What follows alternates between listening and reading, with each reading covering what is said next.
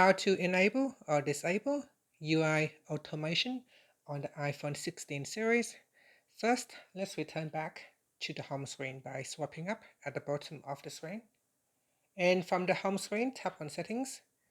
Now in the Settings page, we scroll down and at the bottom here, tap on Developer. Now if you do not have Developer, you need to go into Privacy and Security, and then you need to turn on Developer mode. Okay, so in here we go into Developer Settings and then tap on Enable UI Automation. Tap on the toggle button to turn it on or switch it off. Now the purpose of enabling UI automation is for automated testing, debugging, and UI validation.